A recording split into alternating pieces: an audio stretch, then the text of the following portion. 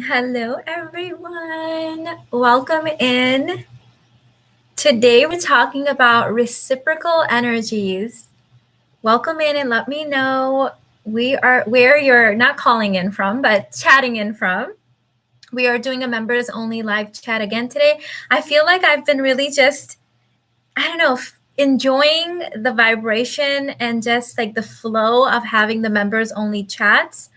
So let's just get into it. So in my work, in the world of feminine and masculine polarity, I often talk about reciprocals, right? There's always a plus charge and a negative charge to create anything beautiful on this planet, to create attraction, to create polarity, and we need both. So a plus and a plus doesn't have a magnetic charge, neither does a minus and a minus. So in a relationship, we need both of those opposite reciprocal energies.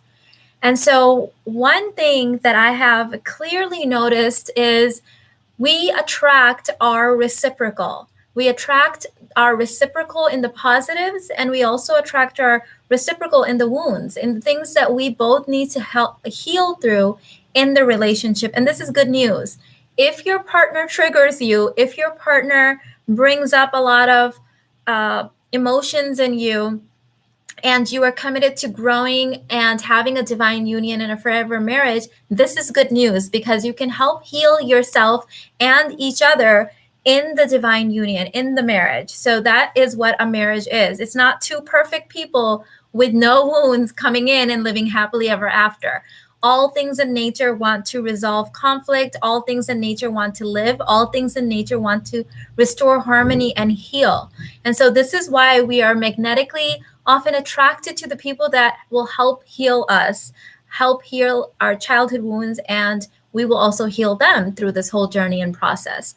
So in my own journey and through the hundreds of clients and thousands of students that now I've seen through this YouTube channel in the last 10 and a half years, one of the things I've noticed is when a client comes to me and says that my man is emotionally unavailable, she herself is exhibiting behaviors that are emotionally unstable. So let's define what I mean by these things. When I say emotionally unstable, I'm not talking about Lifetime movie level 10 cray. I'm not talking about like psycho people. I'm talking about people like you and I, normal, everyday women that have gone through some stuff in our childhood or in our previous lives and have some things to deal with. And because of those things, we're unable to self-regulate our emotional states. We are unable to see reality. Sometimes we distort reality because of our abandonment issues or whatever the thing might be that's really driving us internally and we can't see. I know this was true in my own marriage as well, and this is something I've had to deeply deal with. So that's what we're talking about. How this shows up is if you are someone that goes on this roller coaster of emotions and you think that other people's behaviors and other people's actions and other people's the things that they're saying are driving your emotions. So if someone else somehow seems to have control of how you're feeling, you are emotionally unstable in the way that I would describe it. And I definitely spent a lot of time there, and it created a lot of distortions in the way that I viewed reality, in the way that I viewed my relationship. And so through years of both inner work, and I had gone to therapy 2 times at this point for 2 different situations that popped up in my distortions, and I've been able to help myself evolve through this. And interestingly enough, the more emotionally stable I became, the more emotionally available my partner became, because we were each other's reciprocal, right? So when I'm showing up as emotionally unstable, he's protecting himself by becoming emotionally unavailable. So yes, it's true that men, evolutionarily speaking, have a harder time, or I shouldn't say harder, I should say they have a longer time in accessing their emotions. So it's easier as a woman to be able to go in and know what we're feeling. For a man, it takes a little bit longer because of some evolutionary history, the way they're wired, and also because the way they're nurtured. So it's both, right? And because of that, they may oftentimes seem a little bit less emotionally available anyways than women, and that's good. That's something that nature needed to do, and thank God for that, because the hunters that woke up and said, you know what, I just don't feel like risking my life today for the greater good of my family and the tribe. So I think I'm just going to lay here and watch TV. Their tribes died, right? So this was a important mechanism in evolution so that men can put aside their feelings and say, you know what, I don't feel like going hunting, but if I don't, uh, we're gonna die. So let me just go hunting anyways. So that is an important mechanism. That's not what we're talking about. What we're talking about is, do this exercise with me. Imagine that you are at a party, a family event, and imagine that one family member that's like really emotionally unstable. Maybe they blame you for certain things. They try to control you, manipulate you in some way. They're very intrusive with their opinions. And imagine that they see you across the room and they're waving at you, very excited. Imagine what's happening in your body right now. And then, to your dismay, you notice that they're actually eagerly walking towards you really quickly. What's happening in your body right now? I know my body is like all kinds of like, oh no, they're coming.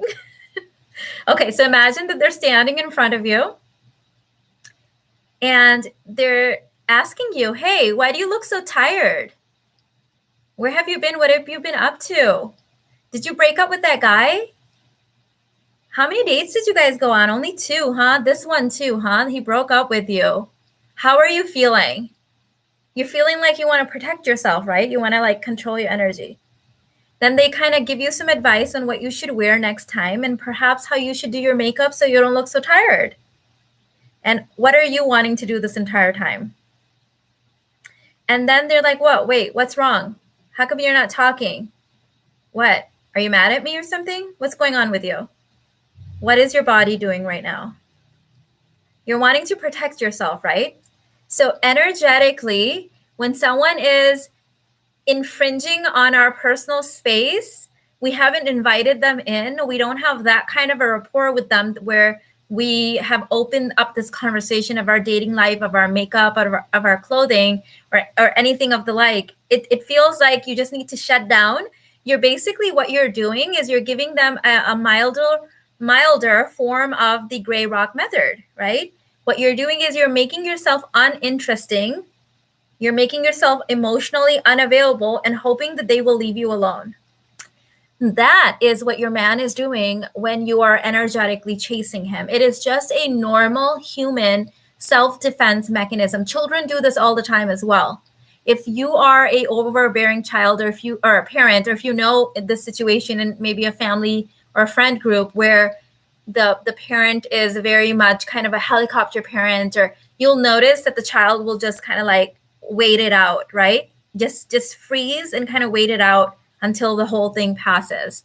So oftentimes this is the pattern that I see, is when a woman is trying to control her man's actions, trying to guess what he's thinking by getting in his mind, what you're doing is you're penetrating his energy. And masculine energy men don't like to be penetrated, right? Especially by the women that they want to penetrate themselves, right? So just think of this energetically.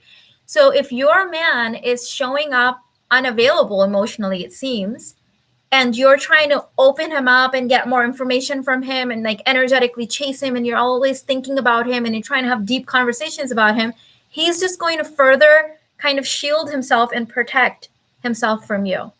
So this is something that I have had, unfortunately, personal experience with, because when I got married, and that was sort of my unstable behavior, I noticed that my husband kind of shut down, and he would come home excited from work to be with me. But like the minute I would start talking and asking questions and things, it was like nothing, right? Like there was barely any response. I felt very much rejected. I thought something was wrong with him. He was just merely responding to my own energy. Strangely enough, when I started doing inner work, started evolving, then went to therapy, then got more inner work, then a little bit more therapy, then more inner work, all of a sudden he is the most open, most vulnerable, most chatty, most interested guy, same guy. I didn't have to leave him and find someone that wasn't emotionally unavailable. I just had to stop doing certain behaviors that was invoking that from him as the reciprocal. And I know this is hard to hear. It is, because we want to just blame the person and then go find someone else. But if you're still going to be doing health service provider, they have so many different therapists. I think thousands of different therapists and counselors. They were the first ones. You guys know I'm super introverted, super private when it comes to just like, I don't know, I'm a homebody. And so I love that I was able to do coaching or therapy with them in the comfort of my home. They give you unlimited emails, chatting with their therapist. You get to put in what you need in a therapist, and they will take 24 hours to match you. I actually got matched in the same day, so that was great for me. And then you buy a monthly package, and you have like certain number of sessions and unlimited chat. Can you believe that?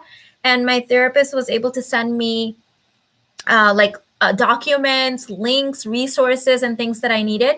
So they provide, as you guys know, 10% off their membership services to all of my subscribers. And I'm so grateful and so thankful, because I personally use them. I get about 10 to 20 emails a day of people wanting to work with me, wanting me to promote their products. I don't even open most of the emails. The only reason I even said yes to them is because when I said BetterHelp, I saw BetterHelp. I'm like, wait, what? And I clicked on it because I love this company so much. If anyone in my family, anyone in my friends ever needed therapy, this would be like the first place I would send them. So that my link to get 10% off is actually linked in the description box. I will also put it in the chat. It's also in my main channel About Me page. I'm also putting it in the chat for you guys. So if you guys need therapy, look, get the help that you need to help you get those inner emotional resourcing, to have a professional give you guidance on what you may not be able to see in yourself. So I think if I ever needed to go to therapy again, this would be the first place I would start, because I've used them before. I had a really, really good experience with them. And a lot of you guys have also had a really good experience with them. So let me see what you guys are saying now. Let's see. The title alone sounds like many of my past relationships. Although I am pretty stable now, I tend to attract emotionally unavailable people. Yes, I admit and hear you. You don't really want it. It is impossible to attract something that is not our reciprocal, right? So we are attracting our reciprocal. So if you are still attracting emotionally unavailable men, there could be one of two reasons. One, either you don't really know what an emotionally available man looks like. A emotionally available man is not going to look like a woman. He's not. He's still a man. He still has different hormonal chemistry as you. He still has different brain chemistry as you. He still has a different evolutionary history as you. So he's not going to suddenly turn into a hairy woman and now he's not emotionally unavailable. We actually don't want our men to be like women. The world wouldn't have survived to where we did if everyone was the same. It has been through the sacrificing of the hunters and the warriors that we have made it this far. So we need each other. So I think some of it is just like not understanding what healthy men look like, because maybe you don't have an example of this, and no shame in that. Like, I totally get it. The other reason is that oftentimes we think information is embodiment. If you have information, that doesn't mean you're embodied in that behavior. So that is also another reason. It's like, I know this stuff, but I keep attracting this. Does your body know it? Does every fiber in your being know it? That's embodiment. When you're embodied in it, it stops showing up. You will no longer be a match. You won't be a match.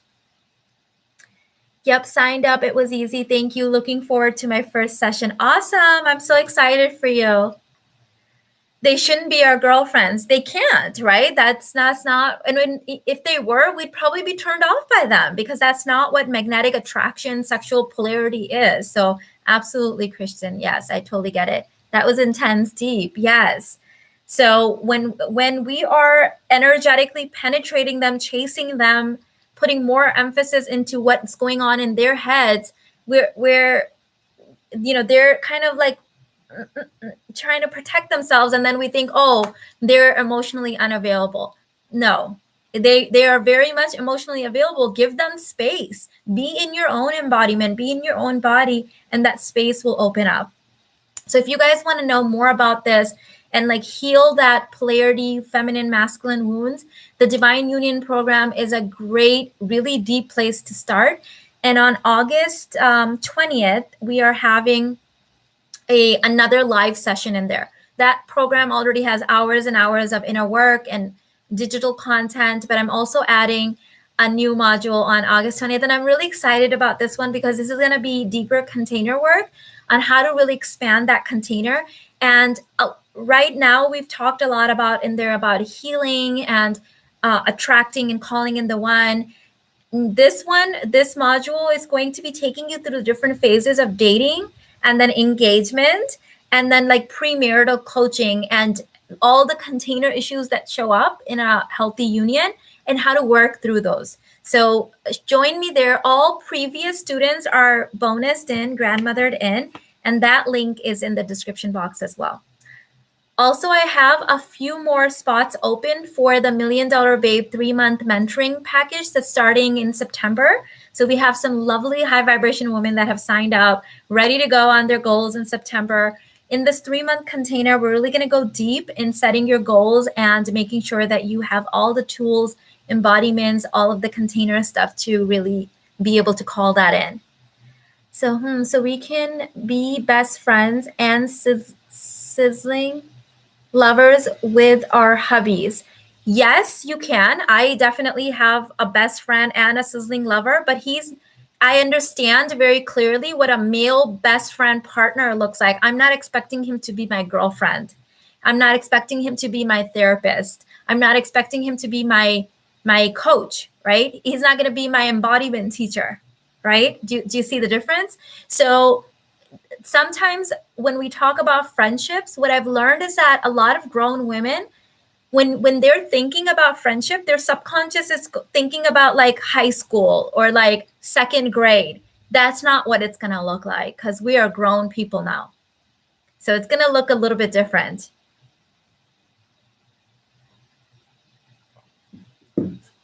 I do a lot of homemaking things around the house, cooking, cleaning, planning. Does this affect the polarity? Are his actions masculine energies based on doing? So I don't know, babe. Tell me, when you're doing cooking, are you animating more masculine energy or feminine energy? And when you're cooking, and if he's standing in front of you, are you wanting to be in alpha mode or are you wanting to be in sexy mode? So all of this I've talked about in the Conscious Couples Intensive. There's no rules. It depends on your goals. So just like you wouldn't show up in a bathing suit at a formal gala event, it depends on what you're doing, right? So for example, if I'm cooking, I might have different agendas. Sometimes I just want to get done cooking and I might be super masculine and goal-oriented and cook. Sometimes I may be cooking because I just want to enjoy cooking and I might be super in my feminine when I'm cooking.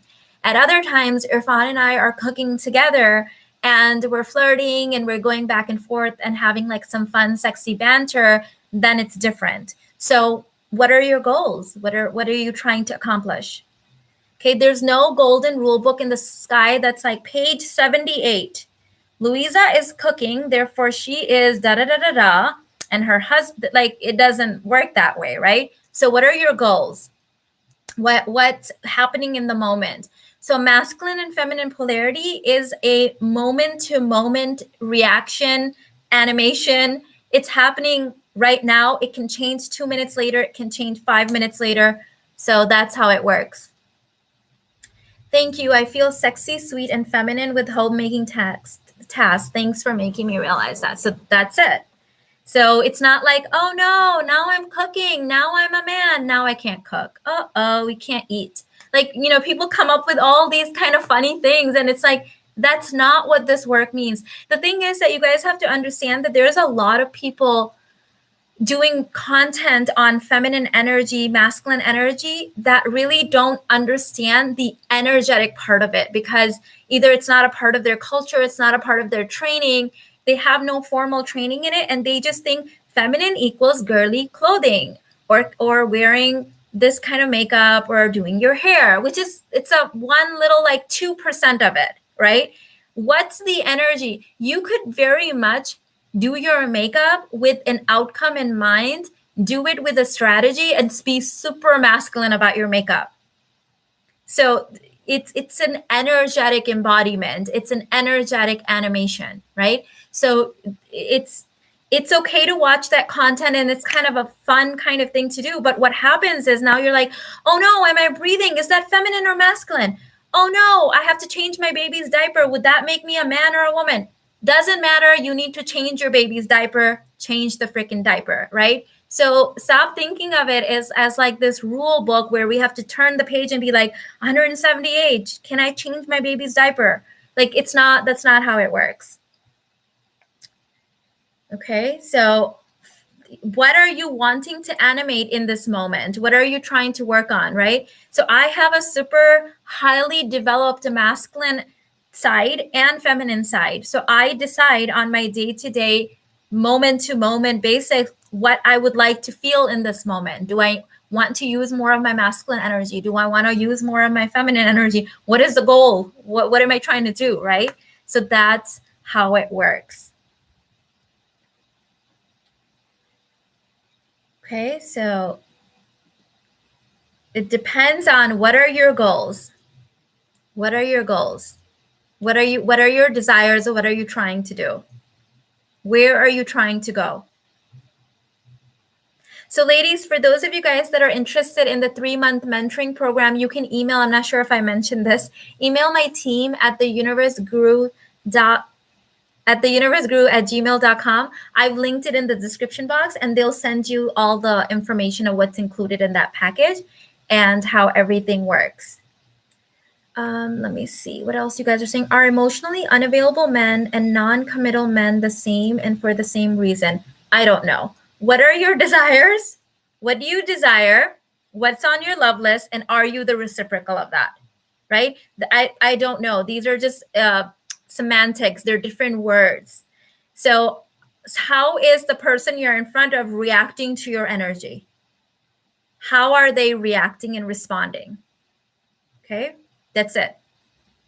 So when you're dating someone, what's your love list? Are you showing up as the reciprocal? When you are married to someone, what is your love list? What is your embodiment? How are they responding to it? Which gives you so much control, because when you want a different response, you can change your behavior. When you do your inner work, you change your embodiment, you send out a different signal, and the signal you get back is different. That's it. So what are you wanting? What's your ultimate goal? What is your desire? What are you doing at the desire counter? What's the thing that you filed in? We don't have to answer all these. Is this the same? It doesn't matter. To me, I don't need all the questions answered, because I'm very clear on what do I desire. Oh, okay. I desire a relationship where there's trust, mutual respect, sexy romance. His energy is constantly coming towards me, and we're enjoying a lifelong, forever relationship and partnership. Okay, done. Is this the same? I don't know. This is what I want, right? This is what I'm holding. I have my love list. I'm a fully embodied reciprocal of that. That's what I want. That's what you focus on. Okay. Mina, why does it feel sometimes about superstitions when I don't do something, something else will happen? What do you desire? What is your desire? You've made up imaginary rules, and they are happening for you. So all superstitions are true if you believe them. Those are your core beliefs. That's what you believe, right? That's what's going to show up. What are the new core beliefs that you desire? I have a 6-step process in the Basic Babe bundle where you figure out what your current beliefs are based on your current reality, and then you see if you want to keep those. If you don't, you write new beliefs, and then you affirm them and embody them until those become your new elevated belief systems. That's it. Often this gives hope for my newly ex relationship. We're both wounded and wanted to help each other heal, but was stuck in girlfriend mode because he's unsure. And I want a husband who's committed to do the work. Beautiful. So get really clear on your love list. It seems like you probably are. And see what you need to be embodying to be the reciprocal. Okay. So the way that you become, how do you change your existing partner, your husband, if he's showing up emotionally unavailable? What's the response of that, right? Like, what do you need to embody? And for me, it wasn't like, let me do this so he will change. I was literally just trying to heal myself. Like, why is it that I keep attracting this was my question. What in me keeps bringing this forth? So the more inner work I did, the more he changed. It was like, wait, my inner work changes him? Like, how is that, right? That's exactly how it happened.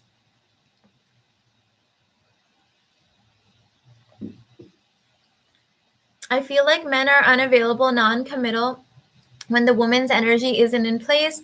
Once she's stable and feminine, he sees the woman in his dreams and isn't afraid to commit anymore. Absolutely, because now you are become a match for that. Because when you're unstable, your energy is wobbly. Like, do you really even want it? Do you not want it, right? When they know, they know. Look at my partner, my client that I just posted her testimonial.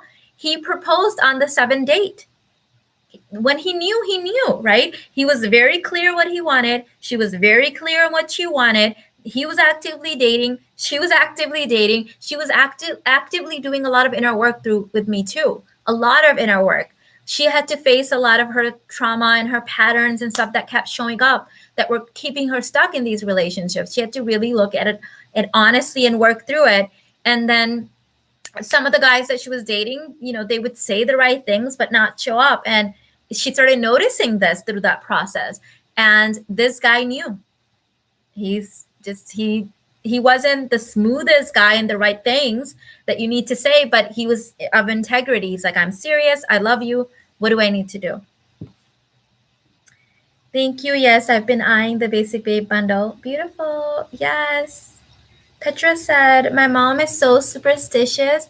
She can't say when things are good because she might jinx it. Oh my God, yes. We have that too in our culture. I am doing inner work on not doing the same. Yes, same here. I come from a culture where they strongly believe in the evil eye. And so you have to like hide everything. People lie about their success. And I had to do inner work to overcome it. It didn't take me so long. I just decided that I wasn't available for that anymore. That the more I shared my joy, the more joy I had. The more I shared my blessings, the more blessings I got to have. So I had to just rewire that. But I know what you mean. The same man can respond differently to every woman he dates. This is so true.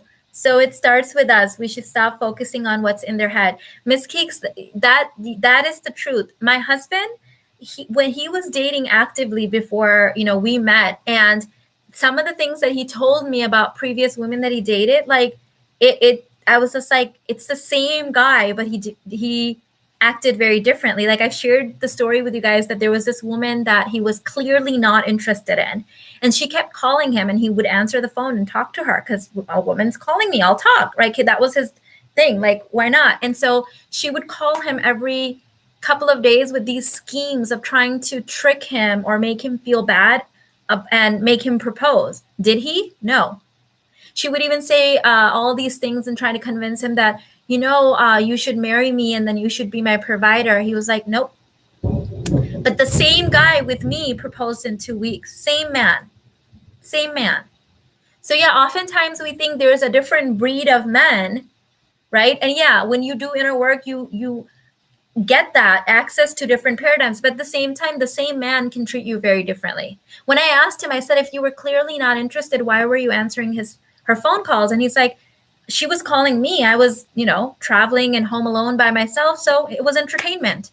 That's what he said. Same guy who's a loyal, devoted husband and provider to me and my kids, right? Same guy. He's like, oh, I got nothing going on. Girl calling me. Let's see what story she's going to make up today to see if I'll marry her. Hi. He'd just pick up the phone for entertainment. This went on for 8 months. He said every time she'd call, she'd have a different scheme on. Sometimes she would say that she got a letter from the army and that they were gonna enlist her unless she got married, so they should just get married. Like just these weird schemes. And he would just laugh and say, no, I'm not gonna marry you.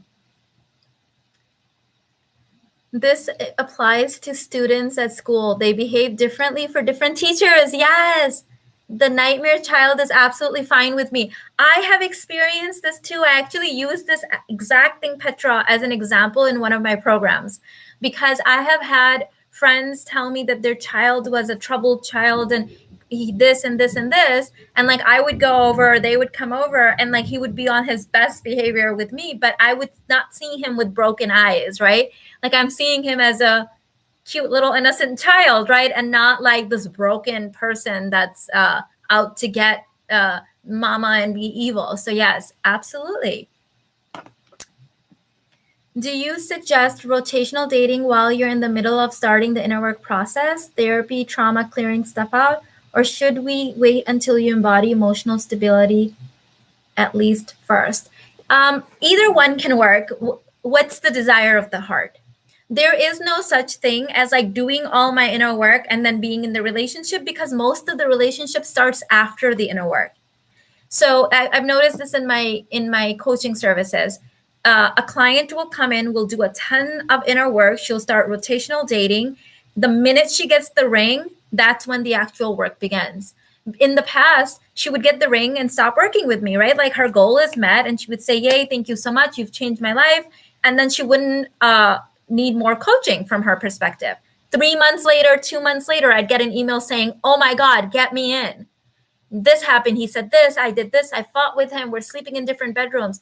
And I realize now that the container issues start afterwards. So I actually tell my students, I like kind of set the standard, like set them up. I let them know, look, you're welcome to quit working at any time. I have a very open door policy. However, I have noticed that no matter how much inner work you do before, the real inner work starts after you have that ring on your finger, because all of the container stuff won't show up to the surface until you have that ring. So now women have gotten smarter and they save their sessions or buy extra packages for after the ring. Same thing with the client that I just posted. She already knew. And she was like, Mina, once I get that ring on my finger, she's going to increase her coaching sessions, because all the stuff comes out, the unworthiness stuff. Yes, she's done inner work. Yes, it got her here, but the container needs to expand now. Now she's fiance. Then she becomes wife. Container needs to expand even more. A lot of women freak out when the guy will sit down and show them the finances or add them to his bank accounts. Container issue. So what's on your heart? You cannot escape the inner work you're going to have to do later. So where do you want to do that? What's the thing on your heart? There is no such thing as I will be completely healed and then I'll date, because the container issue will still show up and you'll be disappointed then, because a lot of women think, well, I've done all my inner work. There is no such thing as I've done all my inner work. I'm still doing my inner work. I still have new levels, new embodiments, new containers I have to be able to hold. So absolutely. Oh my God, that sounds like a Lifetime movie. Yay. Remember all the Lifetime movies were like all the same? We still watch some of those sometimes. So what's on your heart? Like, what do you want to do? Do you think you're ready to start expanding your container in that way? Here's another example of that. If someone's an alcoholic and they go to Alcoholic Anonymous and then they lock themselves in their basement for 6 months, yay, they're alcohol free. Yes, they are. But the real test comes when they actually go to a party or to a bar for a friend's birthday party, or when they have a dinner and they are able to serve alcohol to their friends without losing it. That's it, right? That's kind of like how it is. When you go out there, how do you practice all the inner work you've done? How does it show up in action? So, yep, what's on your heart? And go from there. Do the inner work from there. There will always be container issues that come up. Even at new levels that we go to, when there's deeper vulnerability, we're opening up even more, we're going next level, we both are very much aware of like the shaky energy and the wobbly energy and all of that. And we will even call each other out and say container issue and kind of like make it a fun thing. My kids say that all the time. Oh, they're having a container issue, or I'm having a container issue. So it's okay. It makes it like, oh, okay, I'm just having a moment, just need to expand. This gets to be okay. So that's what we're talking about in the Divine Union on August 20th. At that different phases, what to look out for, what are the common things, and how to evolve past it. Okay. This is the process. This gets to be fun. That's the fun part of being in a relationship.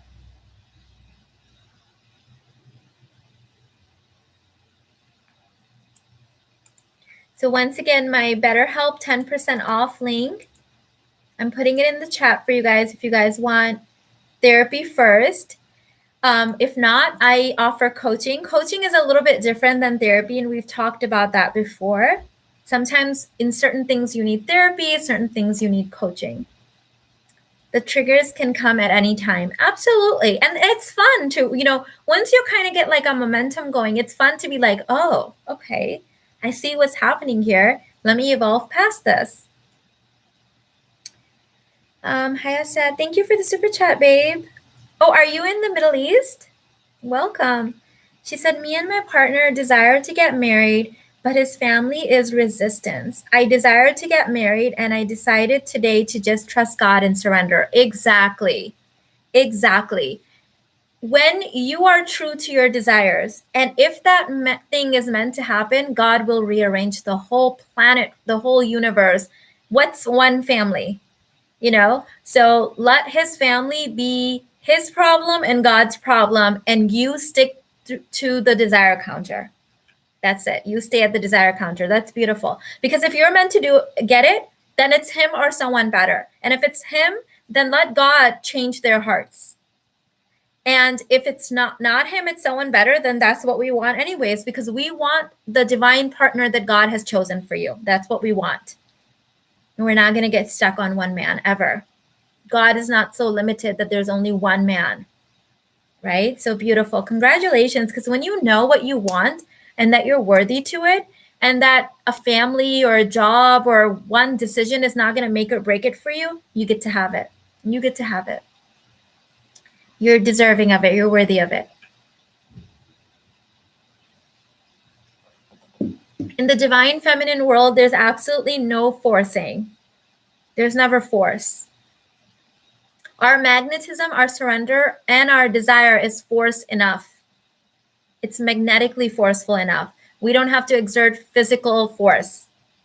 That's the divine feminine way.